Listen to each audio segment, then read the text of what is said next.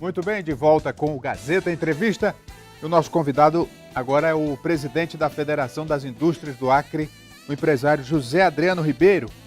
Olha, o governo anunciou a reabertura do programa Minha Casa Minha Vida. Isso dá a possibilidade do Acre estar contemplado com mais casas populares. Esse é um assunto que interessa a toda a população, interessa ao setor da construção civil. Vamos falar disso com o presidente e falar também da chegada do verão, que é um momento em que o setor fica aquecido, né? Muita gente construindo, as construtoras iniciando seus projetos.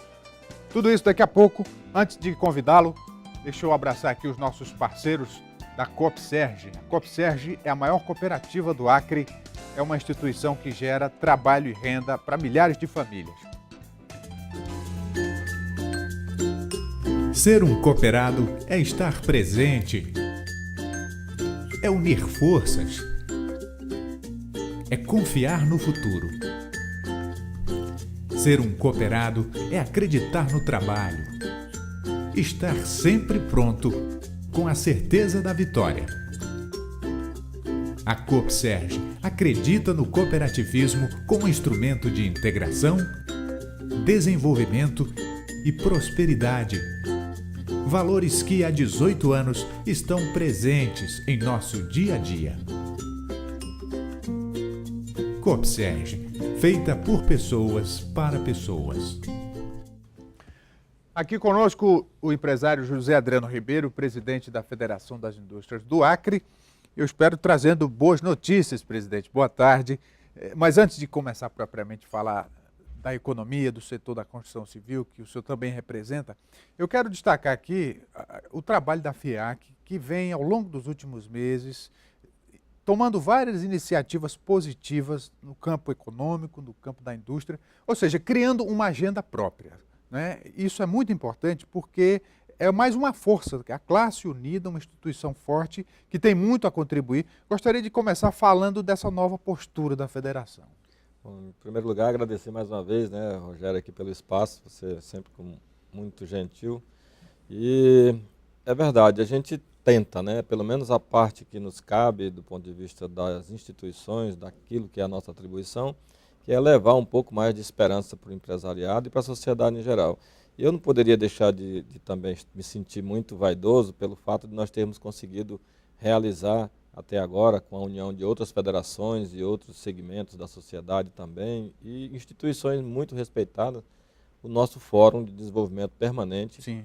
que ele hoje é um ambiente que a gente se orgulha muito, porque nós temos agora um caminho, e essas discussões que têm sido geradas em torno dessa proposta têm nos trazido muitas alegrias, sobretudo com o feedback que a gente tem recebido do empresário, com as nossas colocações e também recebendo deles também aquilo que eles imaginam que é necessário o empresário começar a se preocupar e tratando disso com as instituições que estão aí para nos dar esse reforço, essa garantia da gente conseguir. É claro que as instituições como a FIAC e outras contam com os governos municipais, com o governo do estado, com o governo federal.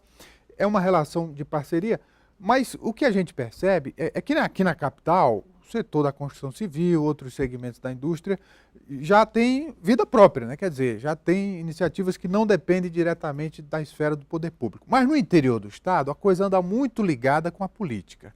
Como é que a federação está interiorizando suas ações no sentido de dinamizar também e não deixar que a coisa fique a cargo só dos políticos? A gente começou há 2 anos e parecia ser algo assim inatingível do ponto de vista da argumentação que a gente fazia com os atuais prefeitos naquela oportunidade.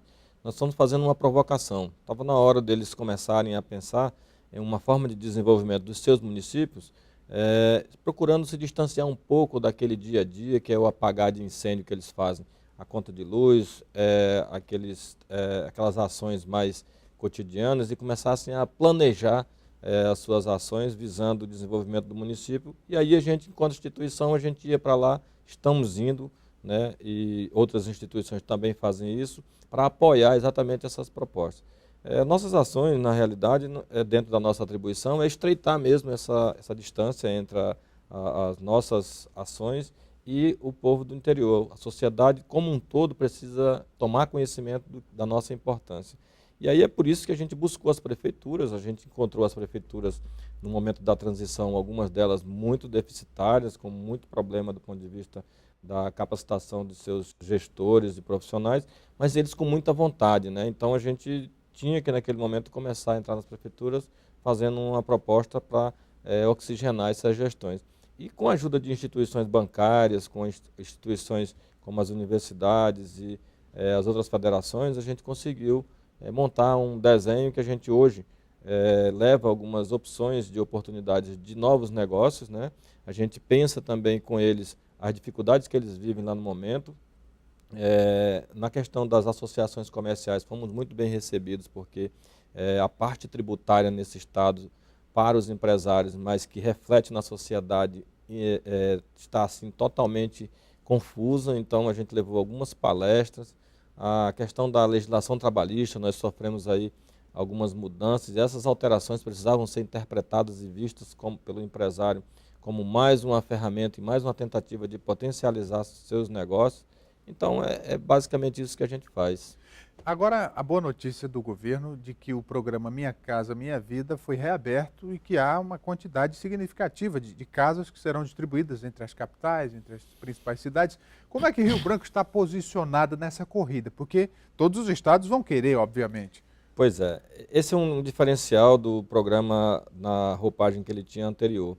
Era uma quantidade bem significativa até o final do governo da presidenta Dilma em 2014, que tratava de contratações acima de 1 milhão de unidades para o Brasil inteiro, né? E a gente vê uma grande diferença agora nesse novo momento, em que, nesse caso, a portaria 114, que foi publicada dia 9 de fevereiro, ela traz quantidades muito limitadas. Então, a princípio, nós temos 27 unidades da federação, cada uma delas tem uma quantidade prevista em função de uma conta que é feita pela estatística do IBGE. E para Rio Branco, no caso, uma capital, que está em torno, baseado exatamente no déficit habitacional, foi colocado a quantidade de 1.000 unidades para a capital. Sim. Né? Mas a portaria também ela possibilita para os outros municípios, e aí essa é a parte boa, ela consegue contemplar todos os outros municípios, independente da quantidade da população, mas com a regrinha básica do déficit habitacional existente. Então a gente está muito assim, preocupado, porque o prazo também é muito pequeno. Como você falou, a gente insere os projetos no sistema da Caixa Econômica, que está linkado com o Ministério da Cidade, e todo mês esse sistema faz uma varredura para verificar aqueles projetos que foram aprovados, e daí então ela leva para uma instância superior de aprovação final no Ministério das Cidades. Então quem chegar primeiro vai levar. Mas aí no caso, de quem é a responsabilidade de encaminhar esses projetos? Na realidade, o processo de contratação do Minha Casa Minha Vida ele é uma relação direta entre o empresário e a Caixa Econômica, que é hoje a gestora do FAR. E o formato de contratação ela independe de governos diretamente nessa relação. Mas só é possível trazer para Rio Branco ou para qualquer município se o município, no caso lá o prefeito, assinar um contrato de parceria com o Ministério da Cidade, se comprometendo com algumas modificações dentro do processo de aprovação, que é a desburocratização para que um processo desse consiga avançar. E a Prefeitura de Rio Branco já demonstrou interesse? Tem encaminhado? A Prefeitura de Rio Branco ela já tem, né, o desenho da Cidade do Povo, já tem de outros programas que foram feitos aqui, e todos eles com a ajuda do governo do Estado. Essa parceria já vem dando certo, então já existe um arcabouço pronto. O que a gente se preocupa mais é que Rio Branco, de certa forma, nessa parte aí já está bem adiantado.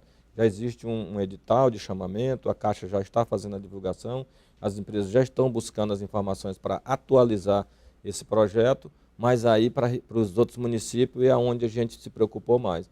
Então nós buscamos imediatamente em fevereiro algumas prefeituras, sobretudo essas que estão aqui em Vira e Juruá, né, Levantarauacá, Sena Madureira, Cruzeiro do Sul, porque essas precisam de imediatamente começarem a tomar ciência de que elas precisam começar esse processo de confecção desses projetos. Sim. E aí a gente, enquanto instituição, o que a gente quer? O Sinduscom, que é o sindicato que milita e representa a construção civil, ele quer a quantidade de empresas trabalhando, porque se em Cruzeiro do Sul você tiver todas as empresas lá trabalhando, elas não precisam atacar outros mercados. E aí acaba que a gente tem uma situação de pura carnificina por sobrevivência. Então essa é a metodologia que a gente está usando, levar tudo que a gente puder para os municípios, e com esse programa, Cruzeiro do Sul pode e tem essa condição de contratar até 300 unidades imediatamente.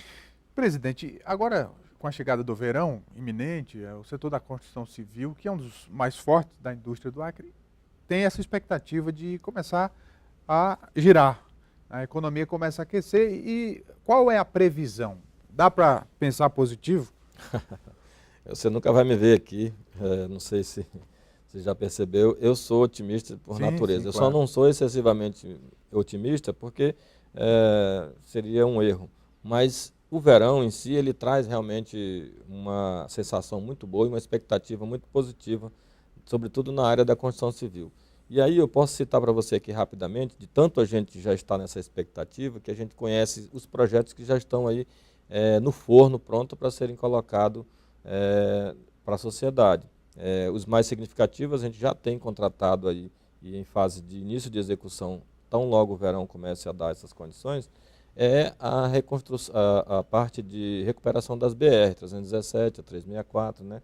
Mas também temos obras significativas e já em execução, que são os projetos dos presídios que estão sendo construídos, as ampliações das unidades prisionais estão sendo construídas nos municípios. Então, Cruzeiro do Sul já tem uma unidade em fase já de construção, Rio Branco estão com 2 unidades em fase de construção, Sena Madureira, Tarauacá, enfim, essas obras já estão acontecendo. Agora, a chegada do verão, ela cria uma oportunidade muito maior, porque aquelas obras que foram paralisadas no ano passado e podem ser reiniciadas agora, automaticamente ela já se insere dentro desse calendário. Mas também nós estamos de olho aí, imagina que 1.000 unidades aqui em Rio Branco contratadas esse ano, ela traz aí uma expectativa aí em torno de 2.000 empregos diretos, só para essas unidades. Então, a expectativa é grande, a gente espera que a sociedade consiga receber esse benefício nesse verão. E vou te citar mais uma vez, por que eu acredito tanto? Eu acredito que a gente patinou 2 anos em função de todos os problemas da economia que a gente teve, com reflexo nas questões políticas, e eu acho que esse ano não tem mais espaço para isso, acho que o brasileiro já sabe o que quer, então é o ano de decisão, tanto de mudança de representantes políticos, como também que esses projetos precisam ser prestados contas à sociedade. Muito bem, conversei aqui com o presidente da Federação das Indústrias, José Adriano Ribeiro. Obrigado, presidente. Eu que agradeço. Vamos para o intervalo, voltamos daqui a pouco. Fica por aí.